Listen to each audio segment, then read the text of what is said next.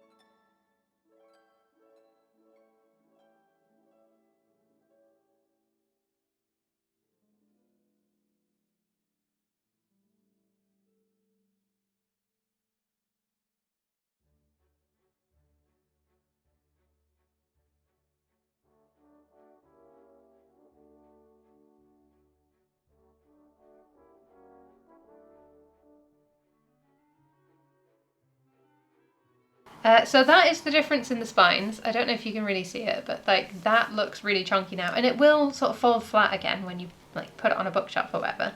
So anyway, that took me 6 minutes. So we'll start out with, oh my gosh, I'm actually going to write in this book, not just sign the front, I'm actually going to write in it. Well, first note is that it only says hell on page 1 because I didn't want to say fuck on page 1. I don't think I care about that anymore, but I did then, so you know, we grow, we learn, we adapt, we change. And also, this, speaking of changing, this whole scene, first scene, basically hasn't changed between the very first conceptualized version when I first came up with the concept of the Guardians and Commander Wickley, although he had a different name back then, and Merry, who did not have a different name back then, although she did have a different surname back then. So when I very first had the idea back when I was a teenager, this scene, almost word for word, exactly the same, except for the character names. Now I'm feeling this wash of pressure to have interesting things to say. But I don't really have anything interesting to say.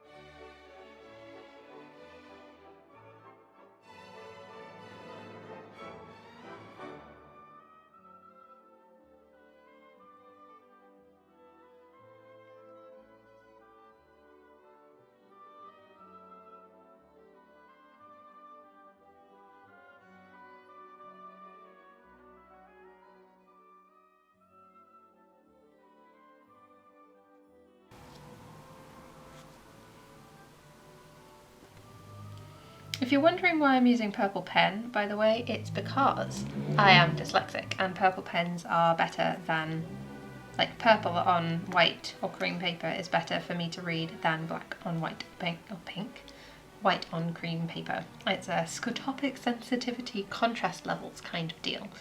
The hardest thing for me to read is caution signs, which is ironic.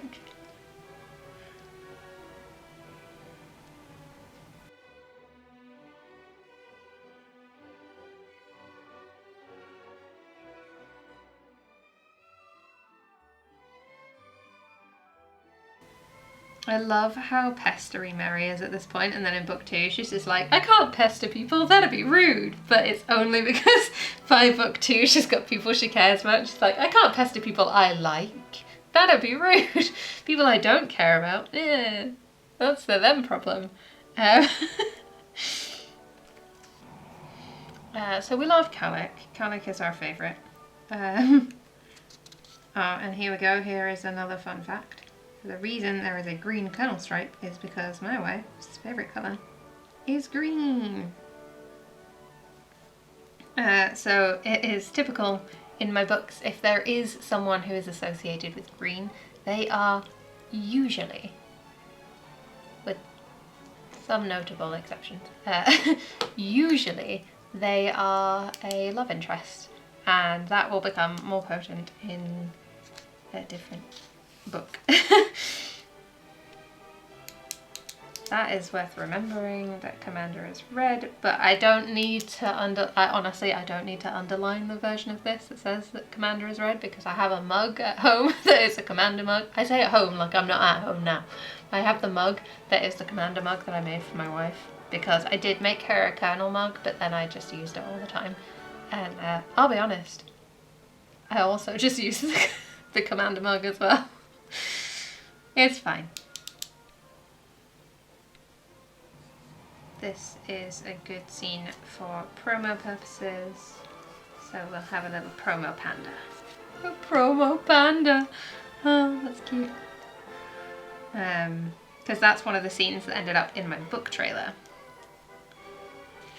It's like the thing of a lot of the stuff that I did for notes originally was just like sequel stuff, and I don't think I'm going to do that this time because I'm not actively writing a sequel, and if I was going to write another Guardian Cadet series book, I would want to reread both of these anyway, so I'm not going to note that this go around. I'm just going to be doing like fun facts and things like that, I think. Which I know therefore means Commander Red was pointless, but I didn't think of that then. See, it's just the thing of like every single meeting between Merry and Calic, it's like, oh, I should put this on my promo. I'm getting a phone call. Oh. Okay, phone call over. Let's get back to it.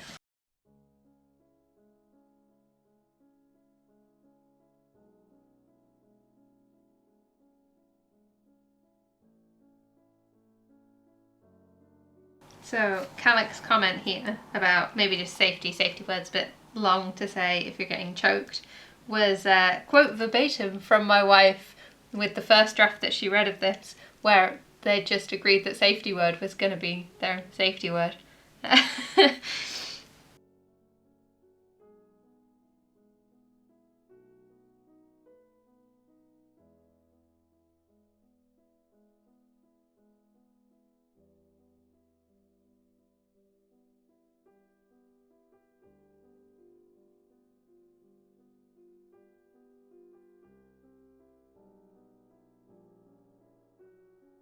See, this is the kind of thing I would do if I did sell annotated copies, is just these little kind of notes.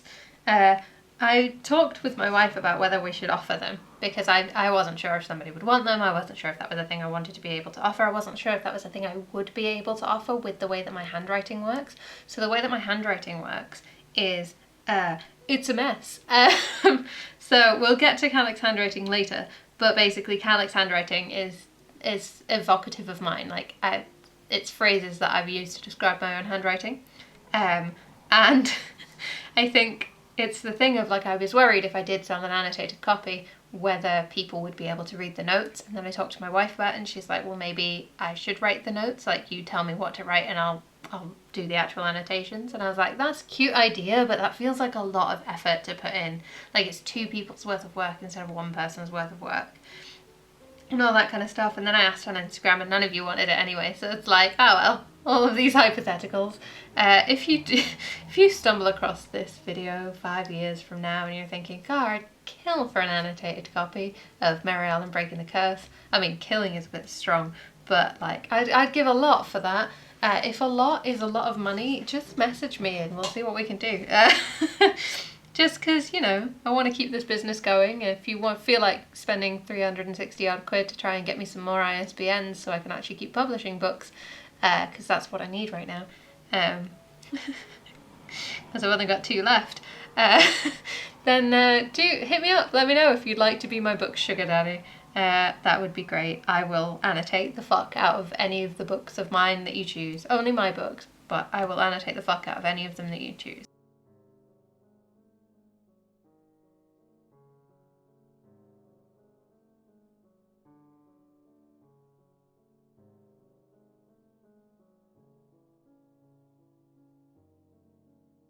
Of course, this is one of those scenes where if you've read the book and you're coming back to it, this means more, because you're looking at like, well, why wouldn't you help Raquel? I told you I don't deal with highborns, and that means something different the first time compared to the second time, because the first time you're sort of there like, oh, well, what's the deal with this? I don't understand. Or maybe you think she thinks they're snobby or whatever. I don't know. I don't know what's going on inside your brain. But obviously when you come back to it the second time, you already know what the deal is. So... although I can't imagine you're watching this if you haven't read the books, to be honest. Maybe you haven't. If you haven't read the books yet, leave a note in the comments and let me know that you haven't read them yet, because that would be interesting to find out.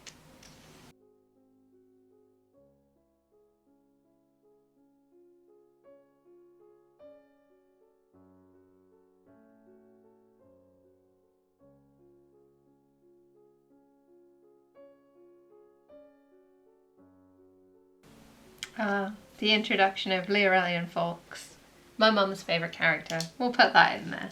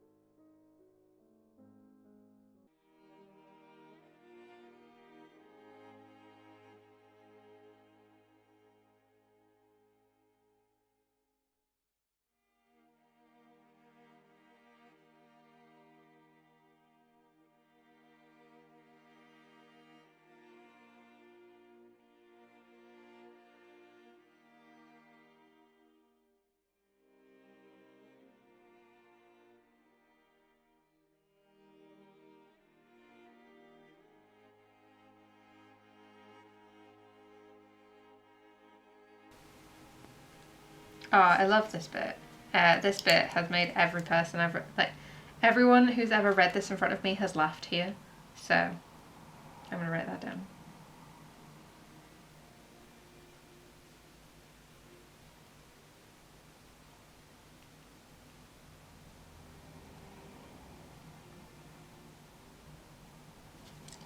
It's quite fun. Most of the people I know don't react much to books, like they don't have outward reactions, but I've seen quite a lot of different people reading this.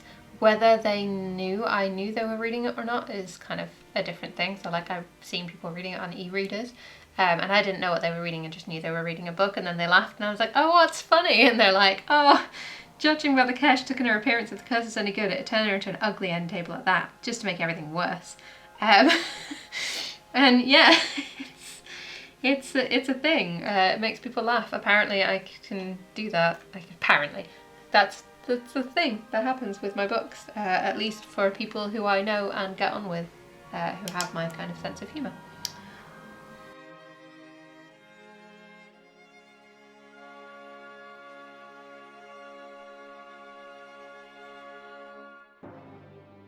And here we find some foreshadowing for a plot point that never happens. The reason that plot point never happens is because it was supposed to happen in the... So, the biggest issue when you write novels by the seat of your pants, aka without an outline, is that you end up with situations like this. I mean, some people say you end up with the opposite of this, which is that you don't foreshadow big events, but I have yet to find that to be true. What I tend to find more often is that I will... Camera moved. What I tend to find more often is that I will foreshadow something that never comes to fruition instead, which is exactly why I don't outline, because if I had outlined I would never have got to the end of this, let alone that book, because I would have felt really stuck with my outline, and as it turned out the outline was wrong. So Halvana Magna is a character that does not pop up again, even though she should have. She has been in several incarnations of books that don't exist, but sadly she does not make an appearance in any of the books that do. So yeah, this also foreshadowing for something that doesn't exist. But this one... Oh, but this one is something very vaguely explored in references to Mary's family throughout both books 1 and 2. So I don't know if that necessarily counts as being a foreshadowed and veiled plot point or not.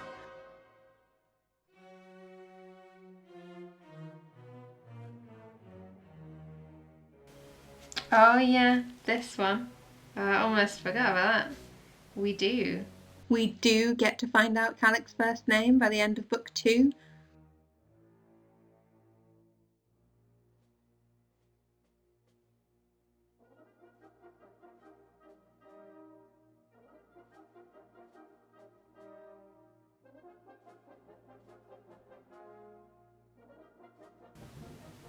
Double contractions, love him.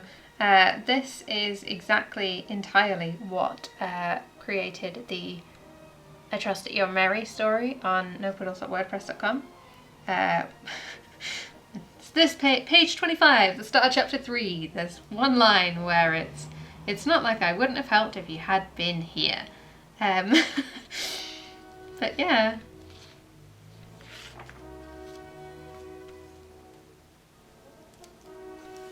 That's a good promo piece, actually. You are more skilled at getting into trouble than anyone I know.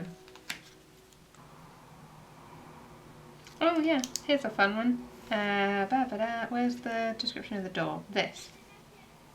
Based on a real embassy I've been to. It was the symbol of the country, but I'm not going to specify what one it was or why I was there. That sounds really dodgy, but I'm not going to clarify. You can have... I'll leave an air of mystery around that.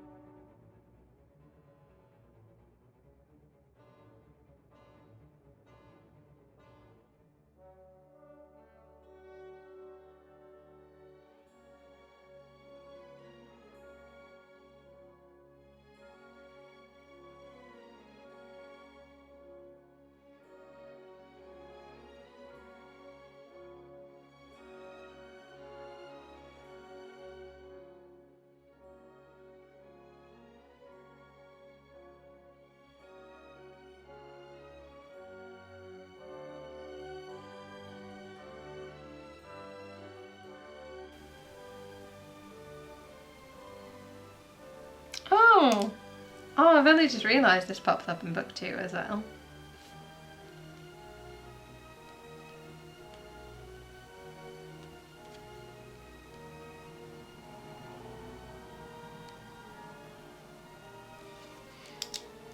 Yeah, that one pays off in like, oh, I wonder which chapter it is. Let's see if I can find it.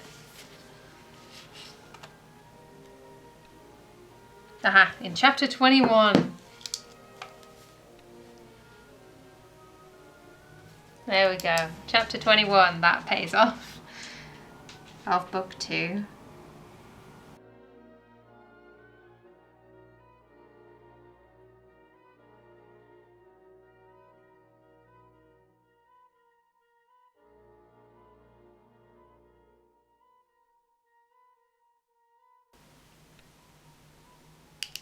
This is also foreshadowing for book 2.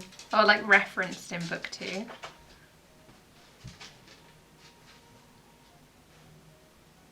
Let's see if I can find that one as well. This is quite fun actually, like being able to put in exactly where it pays off.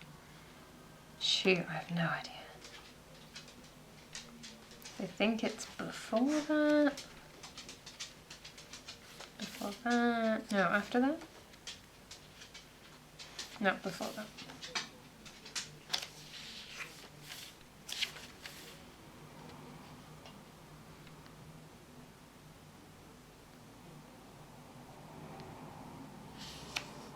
Yep, it is in chapter 22. I was absolutely right.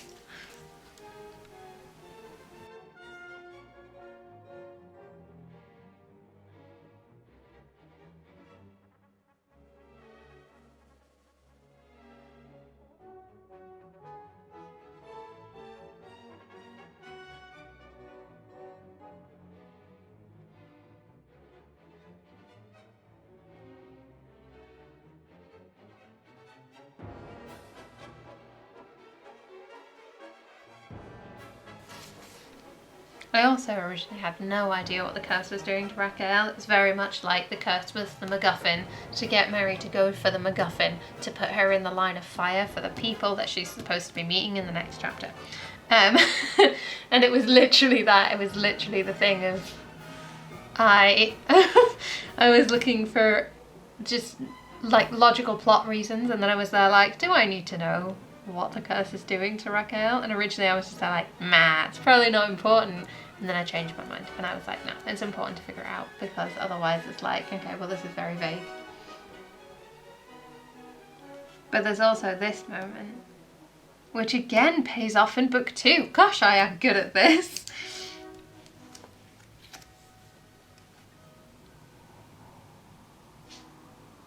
She was hired to find and return a wedding ring. Her employer, as it turned out, was less reputable than she had expected. She found the ring and returned it, but the client wasn't satisfied. The employer started asking questions about where she had found the ring. My shoulders slumped and I rubbed my face again. The wearer. Her employer asks where she found the ring and follows the person running away. When she wouldn't answer, he shrugged. Apparently it doesn't take a long time to set a curse on someone. And then this. I looked away from Calic and from Raquel Valencia, desperate to keep my thoughts from turning my own attempts to outrun my past. If Raquel Valencia had been hired to find me, would she have decided I was worth the risk of an unfinished job? And of course, this again is like, it is a whole thing in itself, but it is also something that has payoff in book 2 when you find out more about Mary's backstory in, oh gosh, one of the early chapters at that. It's too far, it's really early.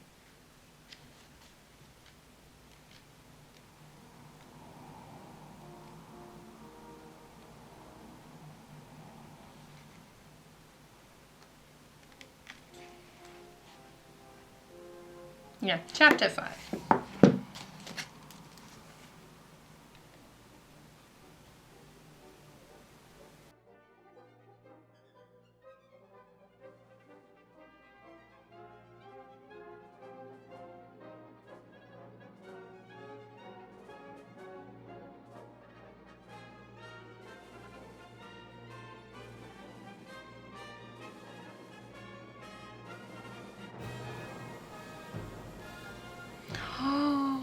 Calic and his plans. Calic's plans! Calic's plans are a running joke with everyone I have met who reads these books. They all love Calic's terrible plans. And that is why it is one of the things that pops up so often on my social media posts about this thing. It's like Calic and his terrible plans.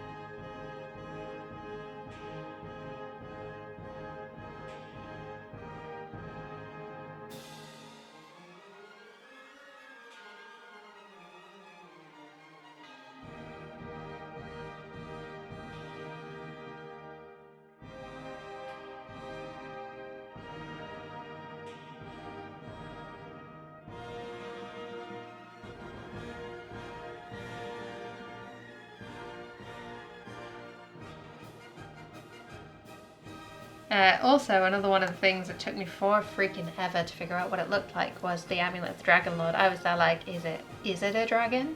Is it a key? Is it like a bracelet? Is it a ring? Is it... like, what does it look like? And then I was writing this while my wife was working in archaeology, in commercial archaeology. And she brought home from the spoil heap, which is basically where all of the non-relevant, non-archaeological stuff goes, including a lot of the soil. She found a completely archaeologically useless claw. So it's archaeologically useless because it wasn't old enough to be relevant for anything. It's like a modern creature's claw. It's not an archaeological claw. It's just someone's dropped a claw on their way through this field that she's digging in. And she brought that home, and that is why the amulet of Dragon Lord is a tooth, is because I was like, tooth, claw. And yeah, we didn't have a cat at that point either, so I wasn't finding cat claws in the bindings of my novel. Still have questions. Chapter 5, the reveal of the Elven Lord, of whom we have been speaking.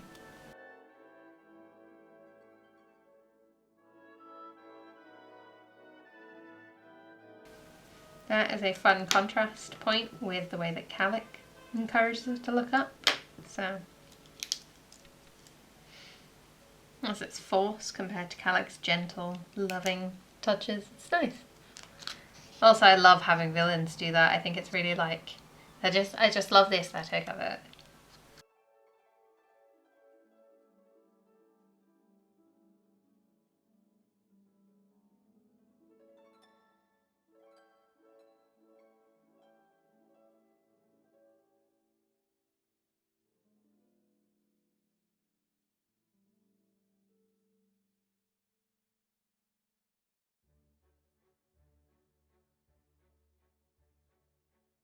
Oh, fun fact about tea. This is how I drink my tea. That's a fun fact on my website, because I love sharing fun facts, and that one's the one on my website.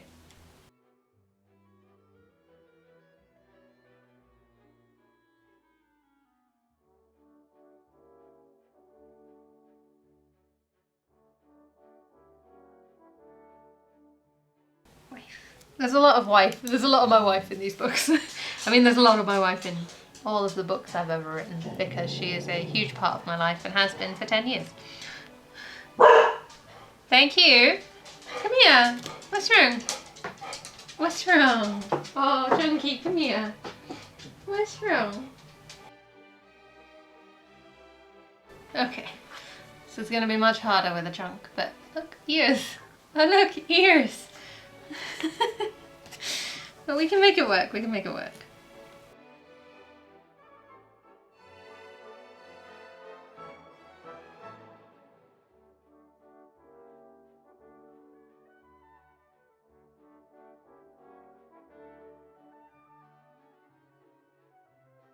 On page 55, we have, and then on to page 56, we have, Smeaton was predictable. Smeaton was worth attempting to please. If you did as he wanted, his rage usually didn't present itself. Larynx, on the other hand, was like a beaten dog. He would bark and growl, but he wouldn't do anything without his master's say-so. He wasn't a real threat, not if I kept Smeaton on my side.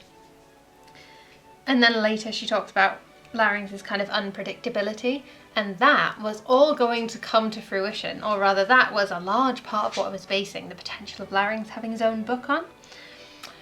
However, I never wrote that book, so it's not technically foreshadowing because I didn't write it with the express purpose of doing that. I don't know, maybe I will go back to that Nathaniel Larynx book, and maybe I won't.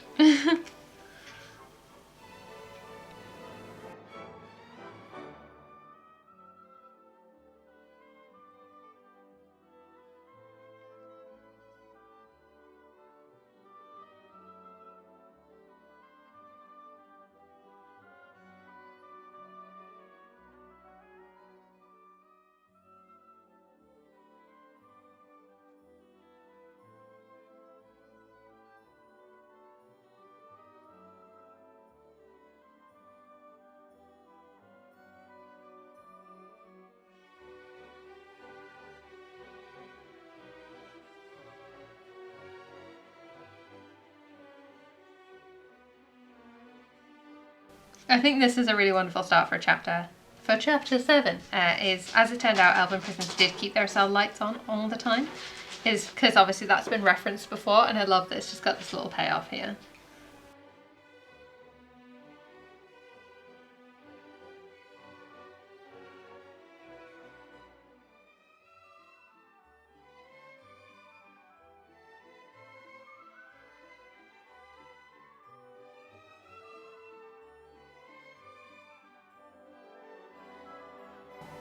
This imagery pops up a lot on purpose, so I'm just going to write that in there.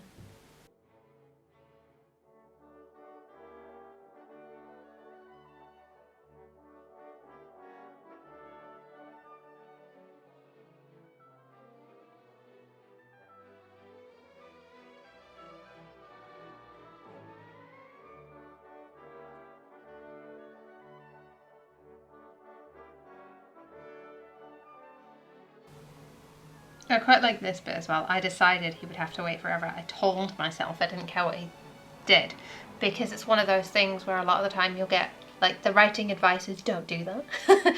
That's tell, don't show. But I think it is still show, because I think it's showing that this isn't honest thoughts. This isn't her being honest with herself. I didn't care what he did. That's not true. She cares a lot. So she's telling herself that to make it hurt less. And I just think that's really, like, heart-wrenching. Do you like my heart-wrenchingness?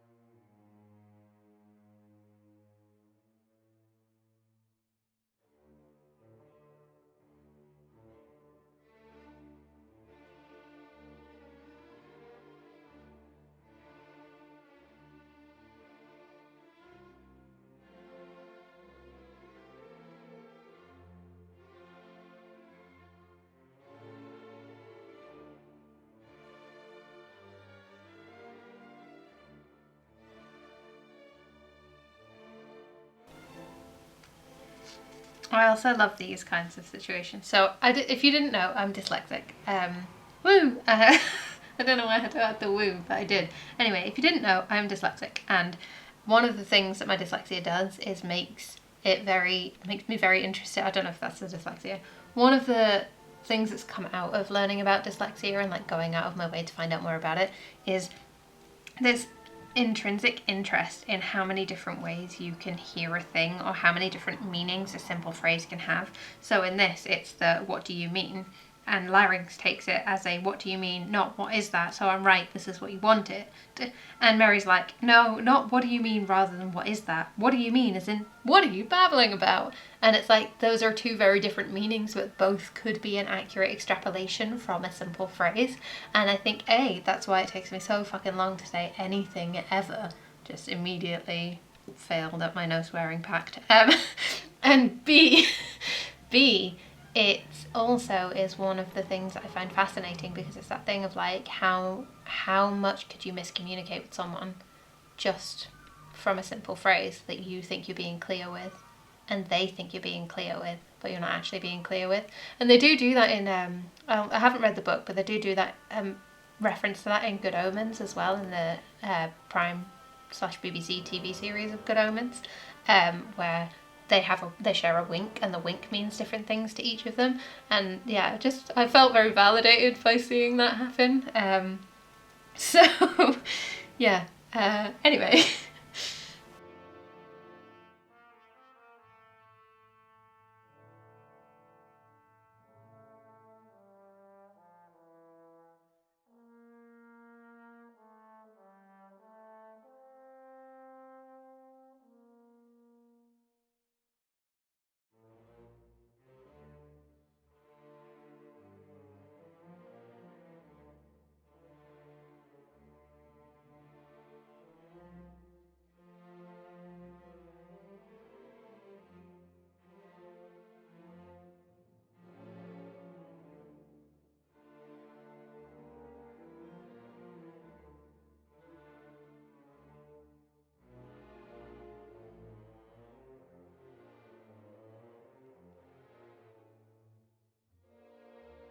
So here in chapter 8, I did the opposite with Wickley's name than I did with Smeaton's name earlier in the book, where I saved Smeaton's name until the very last second for the ultimate reveal. But with Wickley's name, I did debate doing that and I talked about it, but it got very convoluted for a start.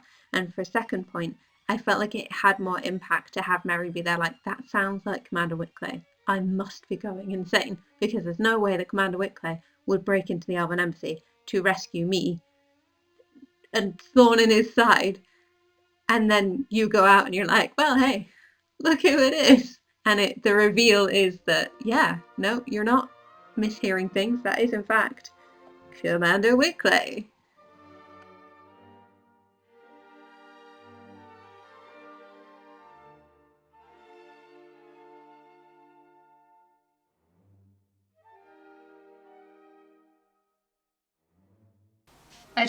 There are some scenes in this, some moments that I picture with full clarity exactly what it would look like in like a TV or a movie, in a TV series or a movie, and this is one of those.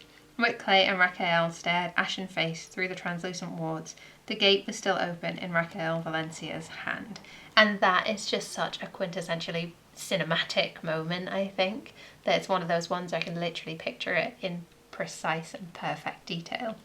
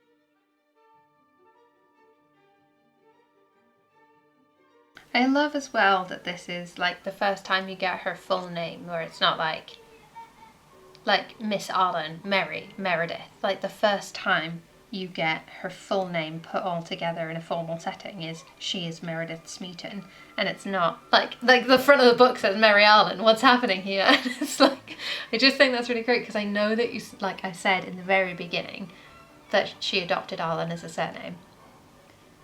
And like that's clear from the get-go that it's not her like given surname, it's her chosen surname. But it's also like, dun, dun, dun, this is the first time you see all of the names together. And I just think that's really fun. I do.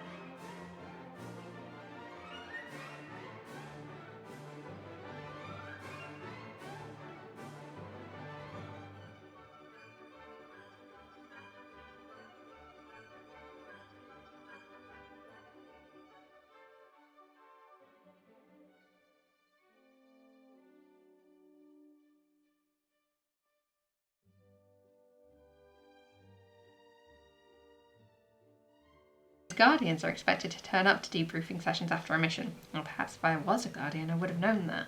Excuse me? I said perhaps if I was a Guardian, I would have known that.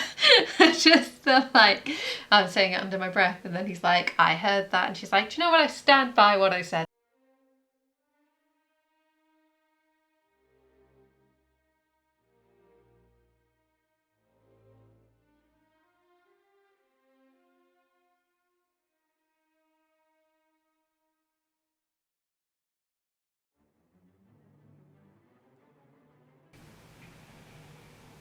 Oh yeah, this scene again in an earlier version, the amulet revelation. If you've already read it, you know what I'm talking about. If you haven't, no spoilers.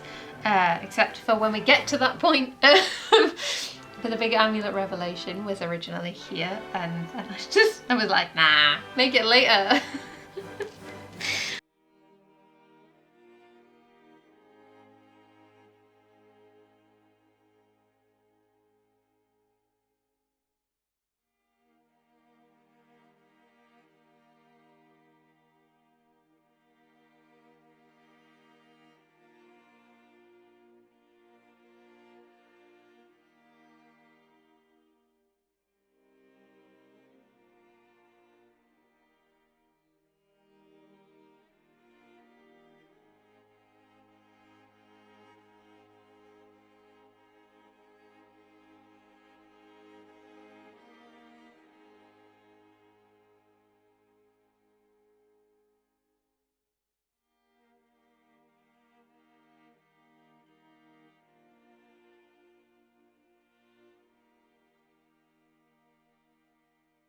Oh yeah, this as well. I love these. I've got these all the way through. Absolutely freaking everywhere. Merry Arlan, something, is just all the way through both books. I just think it's really fun. Because obviously the title is Merry Arlan doing a thing. Just to be clear, that's how I describe it when I was trying to title the second book. I was like, I need something that's going to be Merry Arlan doing a thing, and it's got to be like do with an ing, single syllable do with an ing, and then the or a, probably the, and then a thing. So, breaking the curse, doing the thing, finding the heir, doing the thing, meeting the Lord, making the choice. Yeah. Anyway, these are all titles that got tossed around.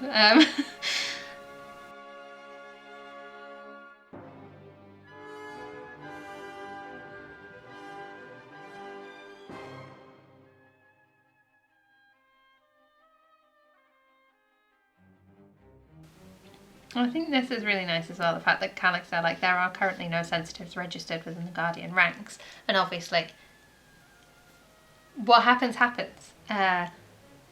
It's called the Guardian Cadet series for a reason, guys. She becomes a Guardian. I hate to break it to you. That's not really a spoiler. It's in the series title.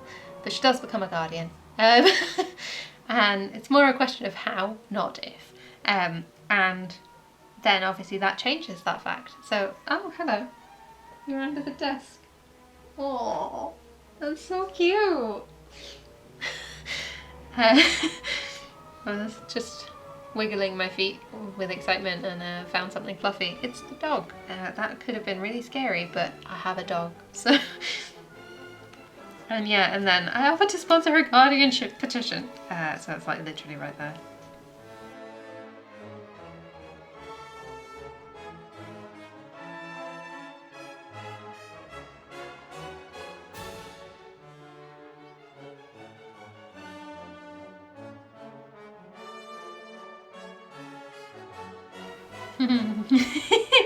They say write what you know, and Mary's reluctance to go to a doctor. Anyway.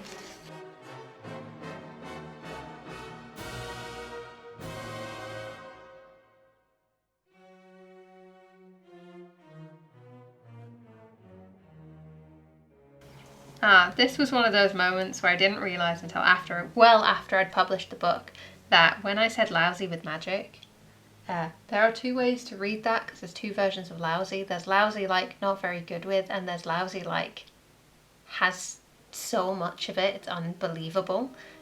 This is supposed to be the second one. This is supposed to be he has so much magic. Which, to be fair, I do say he's the strongest mage I've ever met. His power level is impossible, which pops up in the next book. But this is foreshadowing.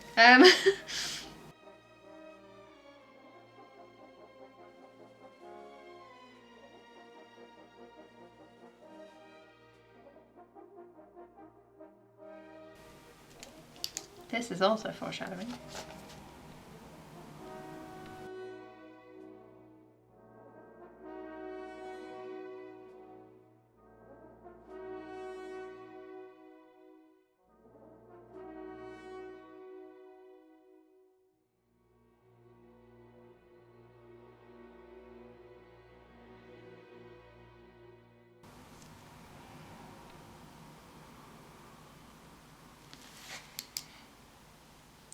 The towers are kind of a nightmare design, because I knew there was going to be 5. I knew they were going to be in a pentagon. And then I went a bit wacky with what happens in what tower. So it's kind of a nightmare. And I made bad choices.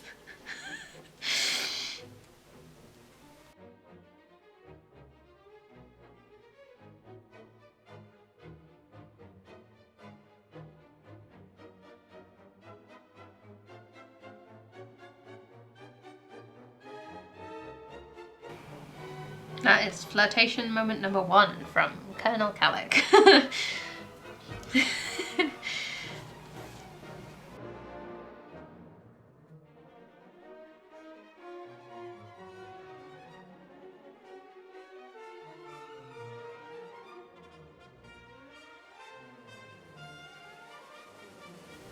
I also think this is probably the perfect moment to describe the Guardian uniforms, even though we've already seen a lot of Guardians. I think this being the detailed description is kind of lovely. I do struggle a lot with figuring out when and where and how to do description, because I picture everything in such perfect detail in my head. It's hard to write down because it's like, because I already know what it looks like, and like I know that a lot of people don't have that, but also I have the thing where I will skip description in books. If it's too much description, I'll just skim straight over it, and like A, that's a terrible way to proofread your books, and B, I don't want to provide something that I wouldn't enjoy, because it should be fun.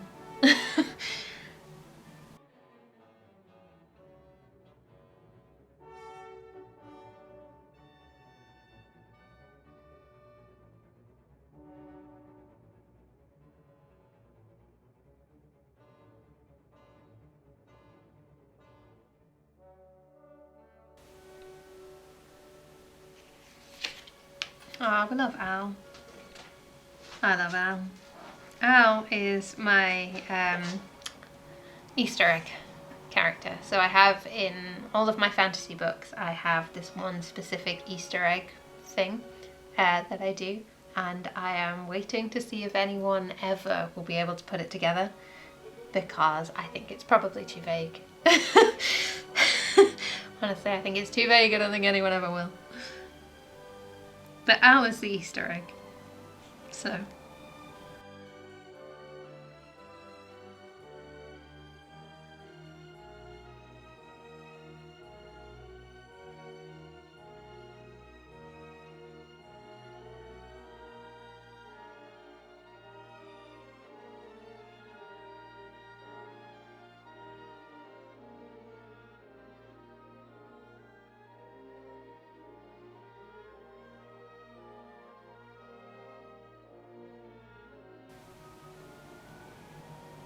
I feel like all I'm writing right now is keep an eye out for this. Send you to a healer for bruised knuckles and scraped knees.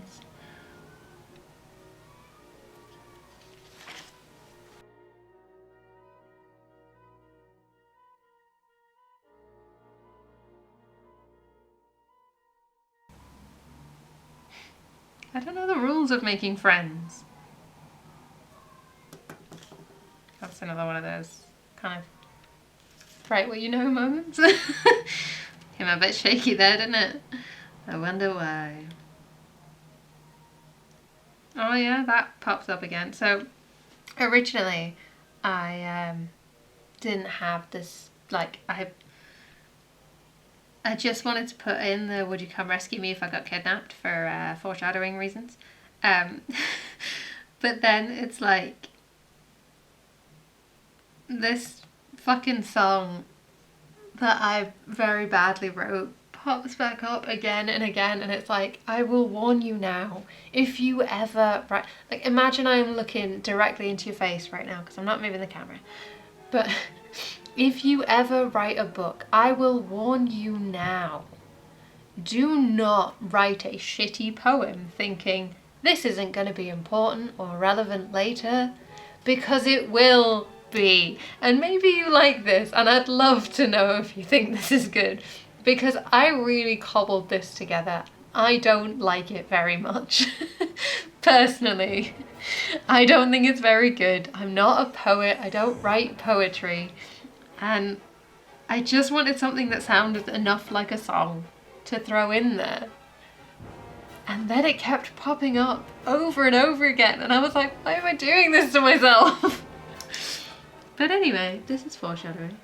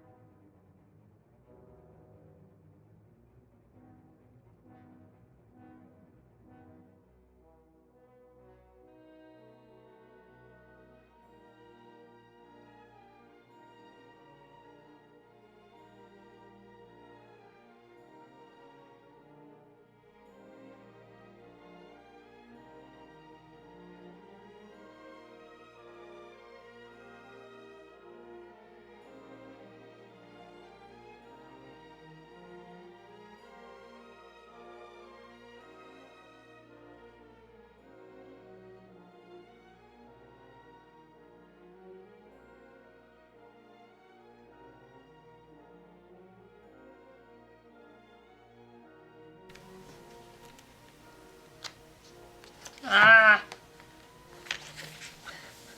The pages function. My hands do not.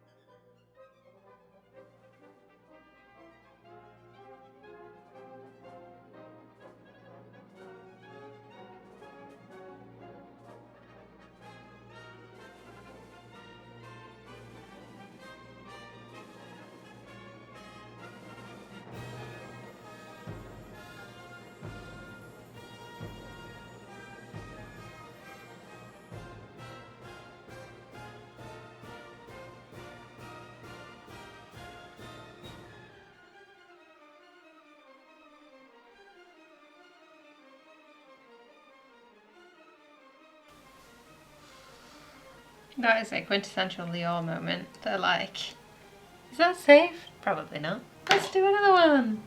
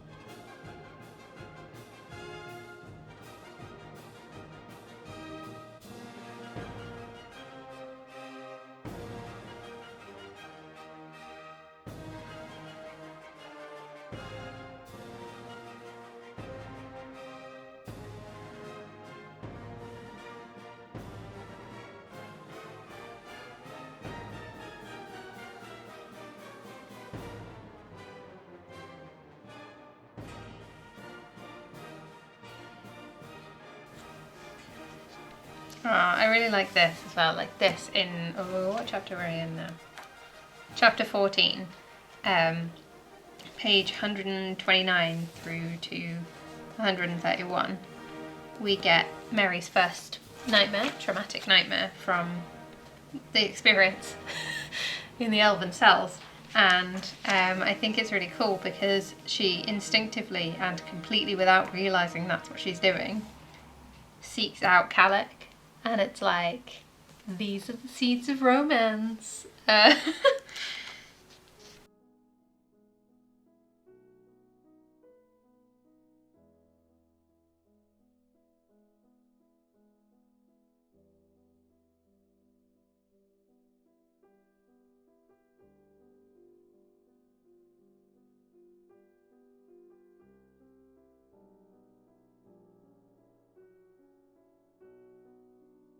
Did you ever hear the tale of the Moon Prince? Of course, The Tale of the Moon Prince is available completely free over on nopoodles.wordpress.com, so you don't have to just take Mary's 2 different iterations of telling the story incredibly awfully to a friend and then a love interest. You can read the actual story for yourself that I actually spent quite a lot of time on. Or zine version, which you can now buy from my online bookshop, which is where I sell all my signed books. There's zine, you get 2 zines. So you get this, for example, this one, and for example, Calyx Report, which is a recap of what happens here. You also get the postcard map of Shima. I can't remember now what else you get. It's all on there, the full description, but you also get a sticker. And you can get that for this specific series, so the Guardian Cadet series specifically, and you can get it for the IPA series, so far it's just Unlicensed Delivery specifically. Or you can get a mixed assorted bag of them. So the mixed assorted bag has the potential to give you the Welcome to Humanity sticker and postcards, and then there's no zines for that though, so you'll get random zines of like this one or Unlicensed Delivery or a bit of both. You can make requests, that is totally fine. In the checkout there's the box for if you're doing, oh, is there the box in there? I don't know. There should be a box. If there's no box, just email me, will@willsourceboomercraft.com, or message me on social media or whatever. Like, you can get in. I'm easy enough to get in contact with if you are struggling and you haven't been able to put it in a box on checkout. Just let me know and I will do what I can to make it happen the way that you want it to. So if you specifically want the Welcome to Humanity stuff and you specifically want the Unlicensed Delivery zines because you're only into sci-fi, that's fine, I can make that happen.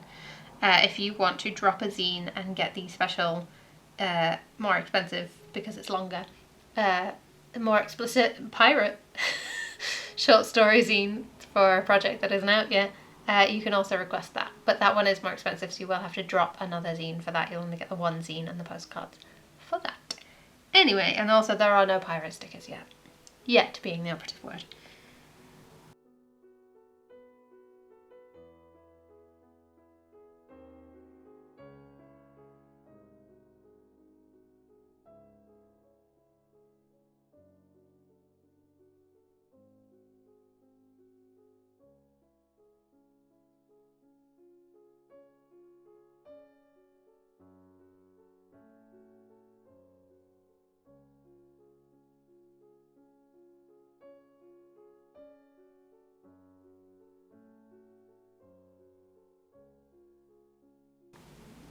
I love, because now I've properly finished this and had time for it to settle, where when I did the read through, this was still coming out, so I was really eked up on it, I guess.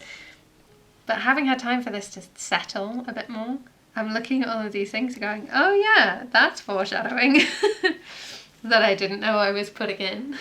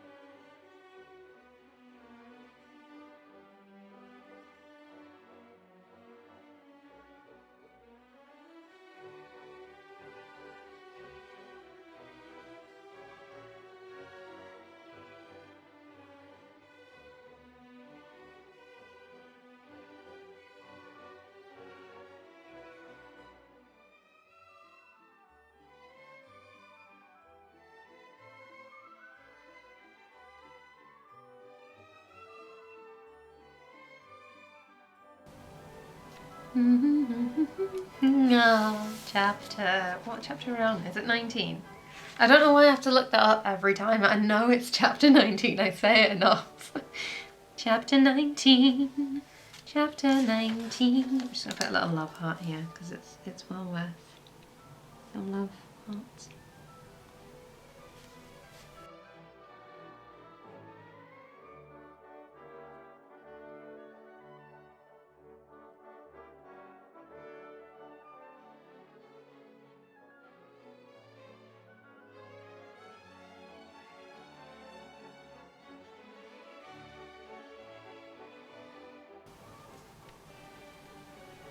Try a little love heart there.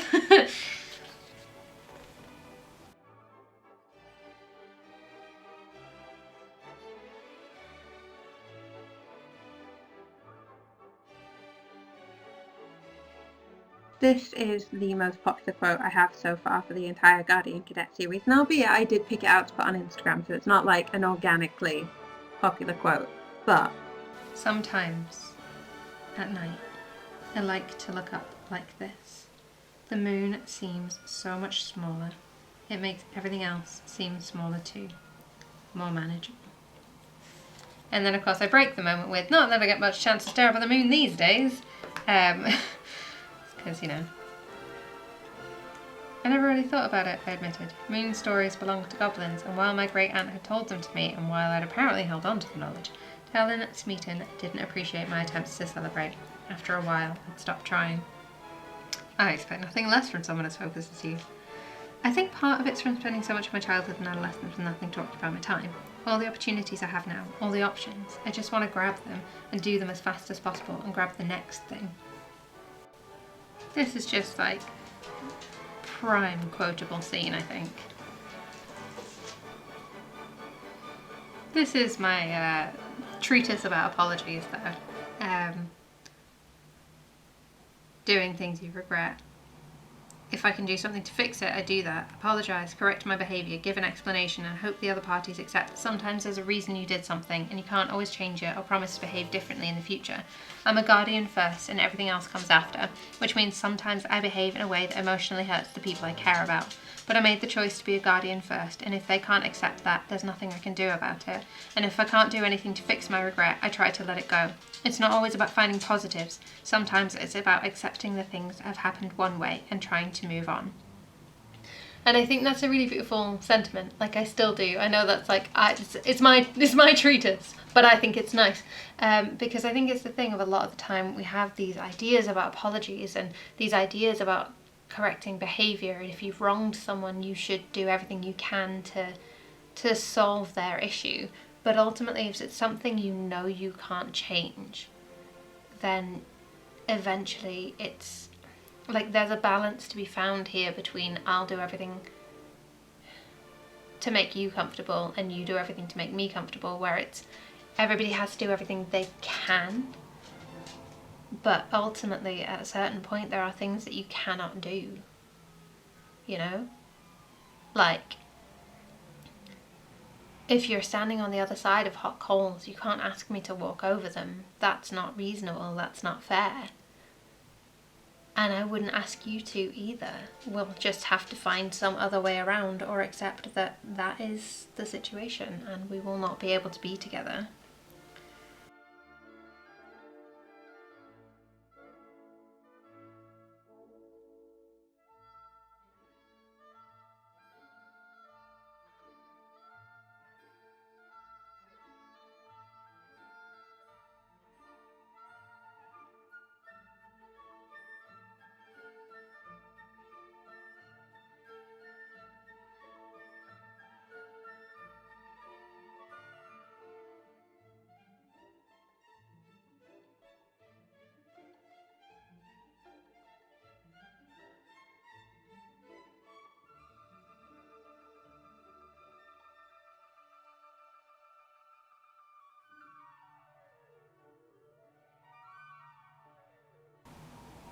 Anyway, Tale of the Moon Prince Part 2.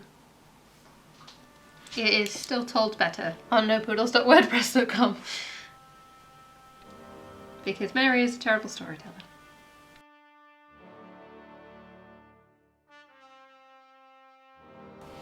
This is why my wife calls Calic a soft cinnamon roll, of course.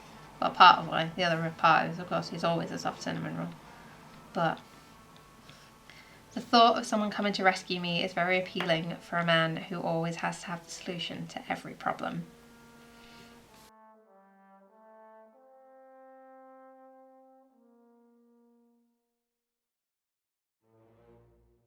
Oh, that's a prime example of my handwriting.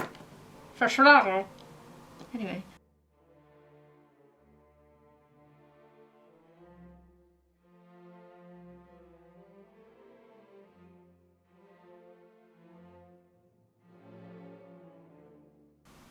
I did think about not letting it be clear who won this, but then I was like, nah, I want it to be really obvious.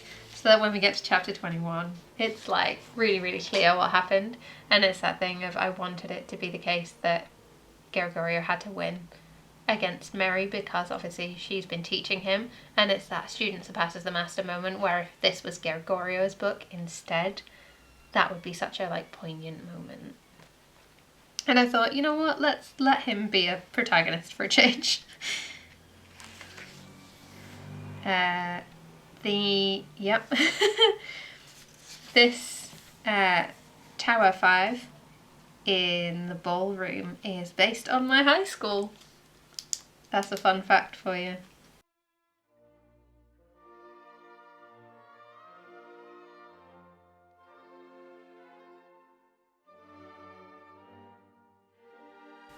So if you don't know, I went to high school in what we call a grade A listed building in the UK. So grade A listed building is a building of very high importance, historical significance thing. So basically it's a really old building. It was the practice building for the Houses of Parliament. And I went there under a completely different name than I use now, but it's this really, really old building, and it's got this really well decorated floor in one of the rooms in it, and all the walls are really well decorated, and it's quite tall as well because it's the full 2 floors, and it's got all of this like I don't know, stuff on the wall. It's got stuff on the walls and the floor. And like that was just where I went to school. We sat on that floor. We did gymnastics on that tiled floor, which is definitely not a good choice. That was the place that I did my music exams and auditioned for the talent show and stood on the balcony over it and sang down for Christmas carols, and I did a lot of music shit in high school.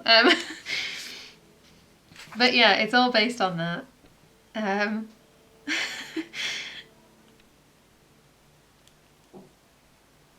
Also, the complete inability for Mary to put her hair in a bun, entirely based on my real life experience.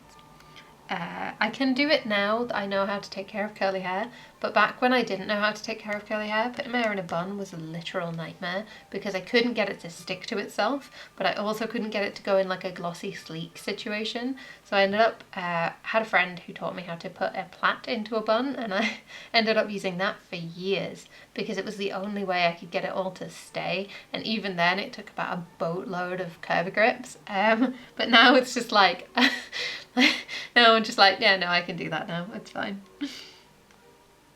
Oh yeah, this is supposed to be the moment, I'm not gonna write on it, this is supposed to be the moment that Merry is clearly bi, because the only reason that she hasn't tried to date Lior, who is non-binary, is because Lior is aromantic and therefore not interested. And like,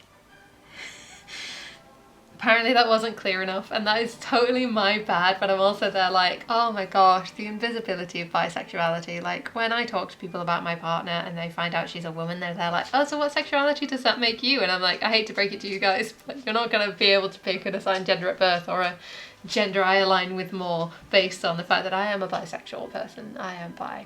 Oh, what about your wife? What bisexuality does she have? No, what sexuality does she have? Sucks to be you. She's ace.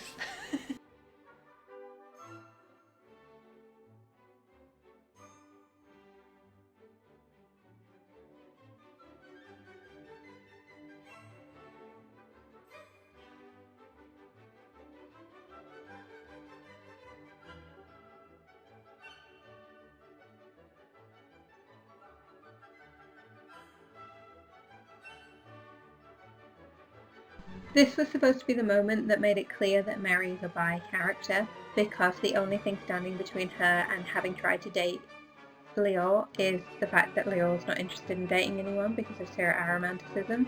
But apparently that didn't come across, and that's like totally my bad. I'm not putting that on the reader at all. But bi invisibility is a hell of a thing, and sometimes it does just make me really upset. So I'm just going to draw a little bi flag out of the word bi in the margins.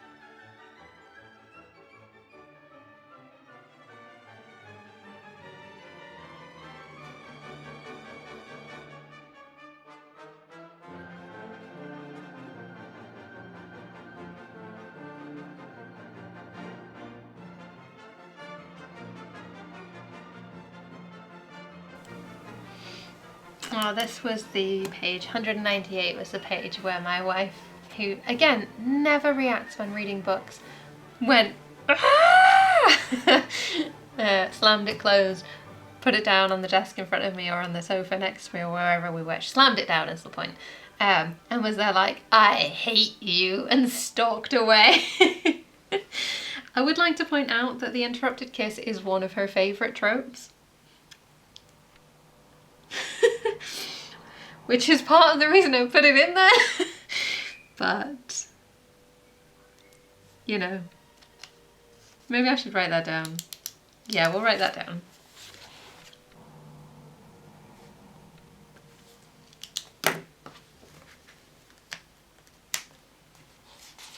Obviously this goes on the list of scenes to share. I swear, like, I worry sometimes that I make this like sound like a straight romance novel. Pun unintended, but like an out and out romance novel rather than like it's a fantasy novel with a romantic subplot. And like, the only reason I'm worried about that, like if you're reading this for the romance, you are totally, like I'm totally down for that. It's an important part of what's going on. And I'm also recognise that it doesn't hit those romantic beats in the form of, it's not a romance novel, first and foremost. And I think it's that thing, like I worry that I oversell the romance and undersell the fantasy aspects of it. But I guess such is life, and we live the way we live, and we market the way we market, and I'll change it if I have to.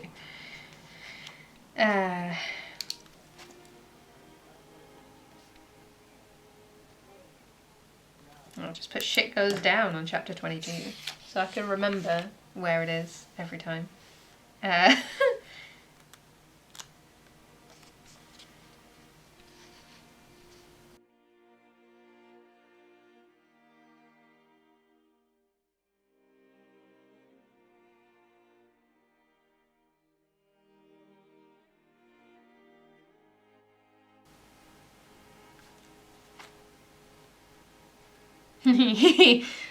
So again, like they say, write what you know. And while I took a lot of dance classes for a lot of years, dancing well is not my forte, and dancing in a partnership is even worse. I went to my stepsister's wedding in 2022, and it was a really lovely time. It was a great wedding. But I went to my stepsister's wedding in 2022, and she had her like dancey party portion of the wedding, whatever that's called, was part Kaylee, part regular dancey wedding party thing. So whenever there was like the Kaylee parts where we all knew the steps, or at least could get told them, and it's just repeating patterns of steps, I ended up dancing with my half brother, and it was glorious. He's like 6 foot tall and I am 5'5". So it was, I'm not 5'5", that's a lie. I'm 5'4", I don't know why I said 5'5". But it was kind of a nightmare because he's really much taller than I am, and it would have been much easier with my wife, who is 1 inch shorter than me. But we had a really great time because we were just doing these like 4 steps, and I did not stand on him once, which was very impressive for me, because normally if I'm dancing in a pair, I will be the person kicking the other one in the shins, which is why none of my characters can do paired dances, because they say right what you know.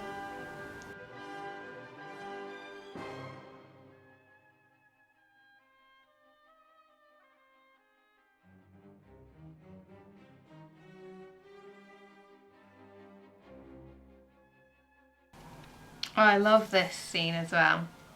212, 213, 214, where PT is giving Melik, fucking hell, PT is giving Merry the how-to on dating other guardians, and the how-to is don't. But yeah, this guy, he was a hero and an idiot and my partner and paramour for 3 years, and then he got himself into some trouble with human royals. This was before the revolution, of course. There was a huge fight, he lost his guardianship, and I almost died. And it's Garrett. Oh, Garrett. Garrett pops back up again. You haven't heard the last of him.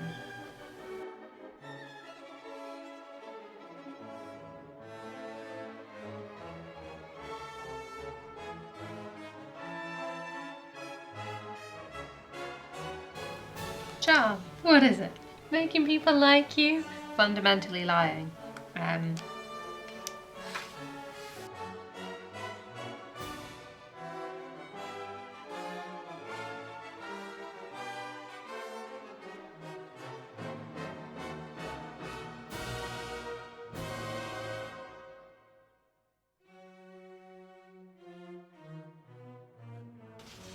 Oh yeah, you haven't seen the last of Felicia's either, or Demas. Both of these guys pop up again.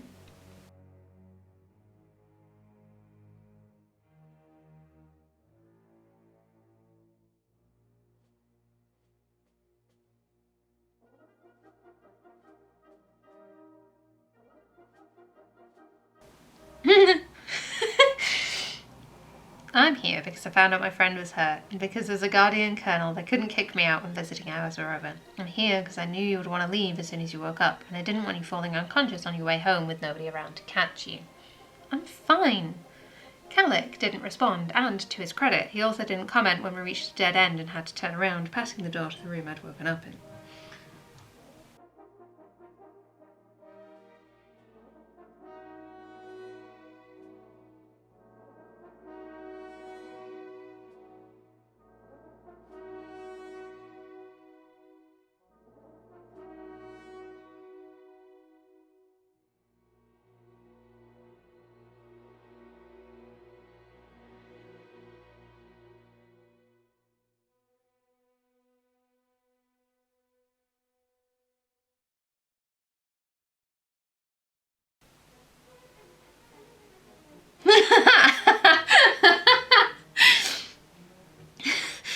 You haven't come to research the amulet with me. You haven't been pestering me every minute for updates on the Oz case, which, by the way, since you didn't ask, but I know you want to, yes, I am leading. And every time you're near me right now, you won't look me in the face. For what it's worth, I'm sorry for whatever I did wrong. Was it the dancing thing? Because you're really not unteachable or anything. Wait, that sounded bad.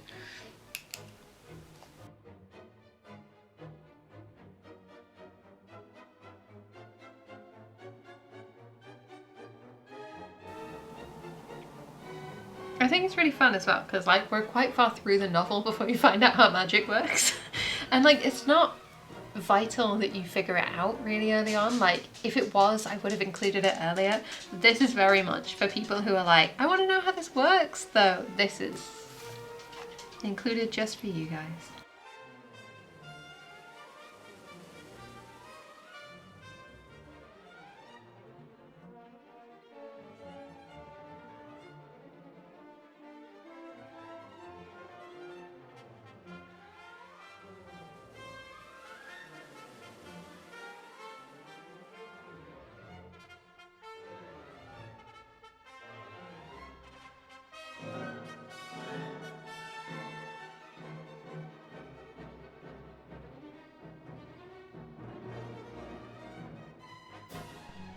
I realised I hadn't said it out loud when I was filming the video, but at the beginning of chapter 26 I have annotated it as shit gets worse, from Shit Goes Down. And in chapter 28, shit gets worse still. So, in case you were interested.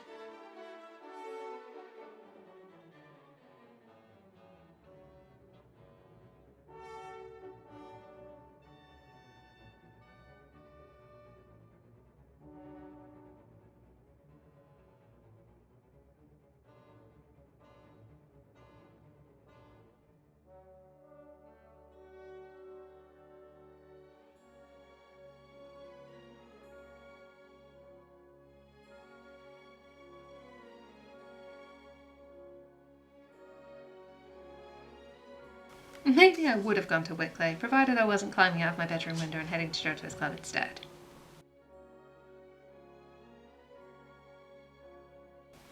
Dun dun dun. I'm gonna write that down.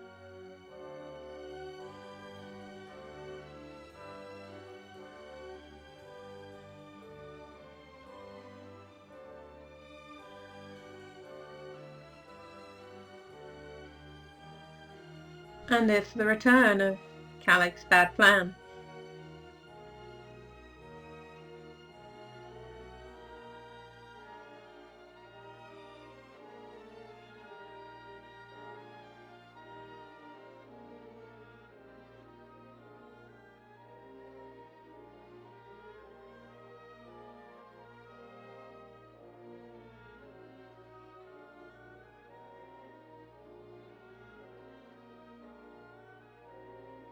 He screams, "You fuck," because he couldn't use mongrel anymore because of reasons. Because the oath is broken and reasons you find out in the second book. And you were supposed to find out in his book if I'd ever written it. But this is just the only thing I could come up with. I was like, do I want to use the word bitch? No. What else can I say? Well, I've used the word fuck already now.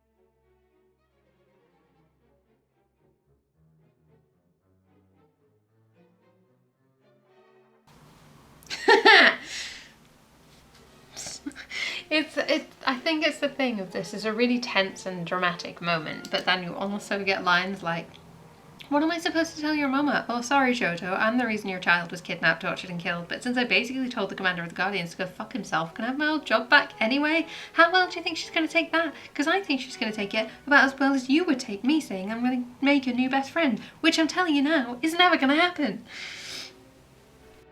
And like I said, as I forewarned, as I foretold, here it is again, the poem that is a song that I personally think is not good enough to be in the book, but I couldn't come up with anything better. And again, if you like it, that's no shade to you and your preferences and your likes and dislikes. You absolutely can like it. It's not to my taste, I suppose, is more accurately what I'm trying to say. I don't like it. I think I could have done better. I just couldn't have done better.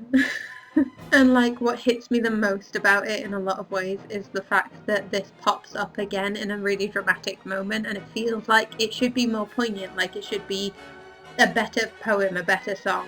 Like you shouldn't be singing shitty club songs to your best friend when they're stuck in a mind prison. And yet, here we are.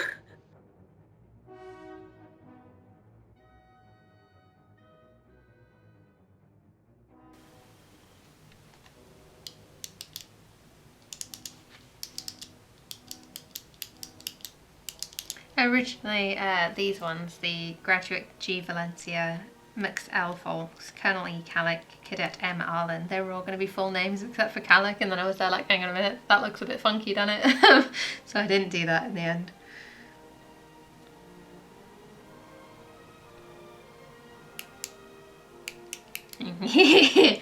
Eat your words for book 2. No longer searching for the ever-present shadow of Smeaton. You've read book 2!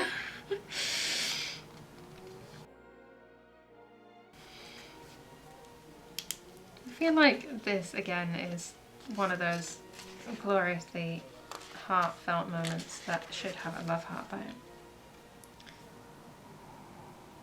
I feel like it's this, the how are you feeling? Fine. Not so fine. Coping.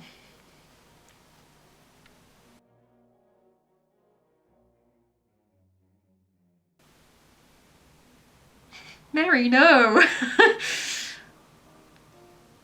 Mary, no! I love that. I love repetition in these kinds of moments as well. Quite the detective, aren't you? I'm a guardian, don't you know? Told you that would be bad.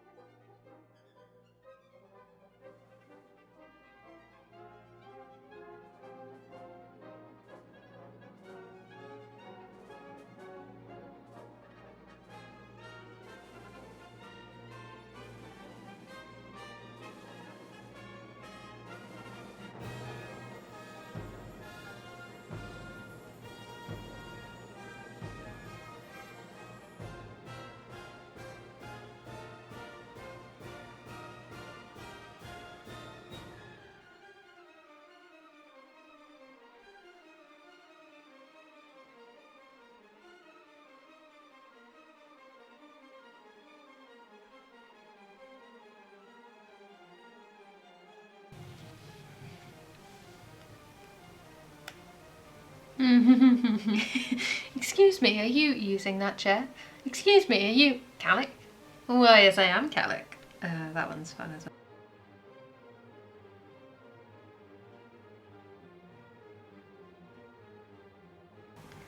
Leon still wants you to be my moon prince. I tried to tell someone you want your own moon prince, not to be someone else's, but apparently it didn't go in. Nah, that's okay. I have a moon prince. Who? Since when? Oh, someone in my life who changes everything, and she came to my rescue too. Just everything I didn't know I wanted, and most of the things I did.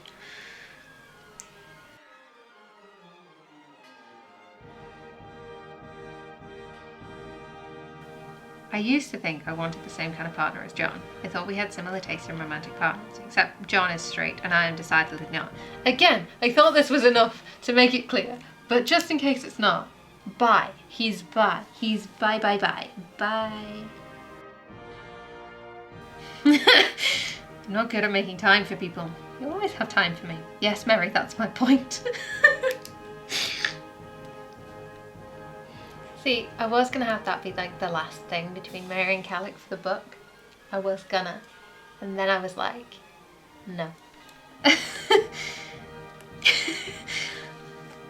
Because obviously, in case you couldn't tell by the title, by the end of the book, the curse is broken. Them's the shakes. That's why the title is what it is. It's breaking the curse because they break the curse by the end. It's like Merry Arlan finding the air. By the end of the book, they find the air. That's like, it's in the title. On purpose. But yeah, so by the end of the book they break the curse, and obviously I had to get to the point where the curse was broken, because otherwise it's a terrible title. But then I was like, but I really wanted Merry and Calic's thing to be like the last image you're left with. So I had to work on that. I had to figure out how to build that in, which was rough, but I managed it, obviously, or the book wouldn't be published.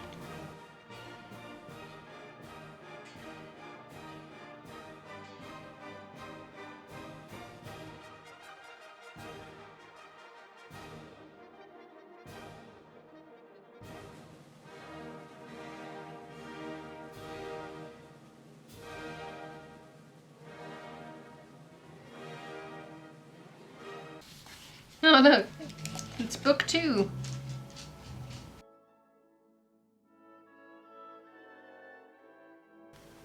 Oh, they go on a real date. I did not write that. Oh no, wait, they don't go on a real date, do they? Whoops. Yes, so they're supposed to go on a real date, but they don't.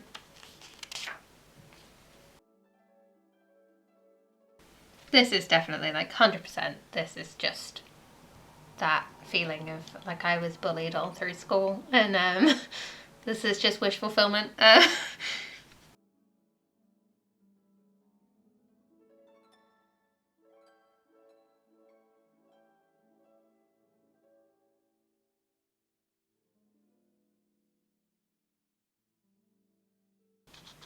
Oh yeah, mirror of the opening scene.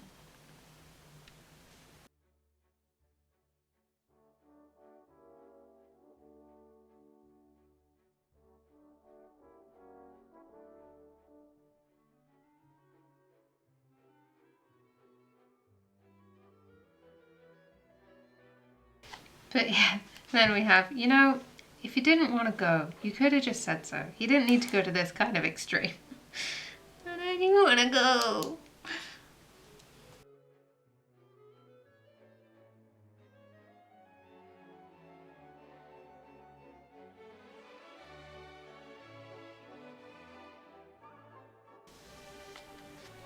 Oh, then he's disappointed. He still gives her his jumper. Oh, that's so fucking cute. This gets a mirror in book 2, of course. On purpose. I do all of this shit on purpose, guys.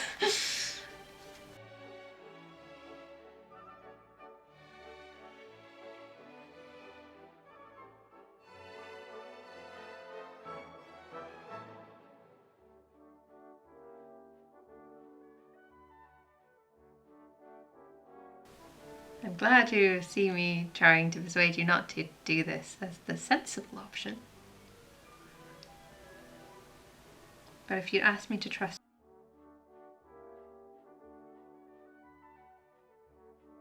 you, I would have. I wouldn't have been happy. I would have told you to at least let me read the poetry book first, or Simondo's reports, or something. But we are a team. Give and take. I should have trusted you. And next time she does! Thumbs up for Mary! And then of course we have the achingly soft. Can I kiss you? Yes. And that's the end of the book. Them's the shakes. I have officially annotated this one, and next time, because this took me like 3 hours, and bearing in mind that I know everything that happens in this book back to front, so next time we will do this one, and then after that we will do this one, and then after that we will do this one, and then probably whatever I publish next, because there's a lot coming on the horizon.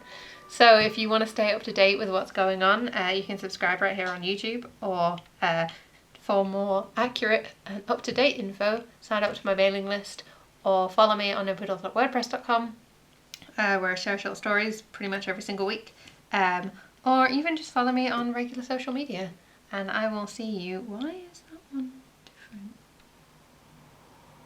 Oh yeah, it's the one with the typo. And I will see you when I see you, because I'm not promising 2 weeks' time, because I am in the midst of absolute chaos. Bye!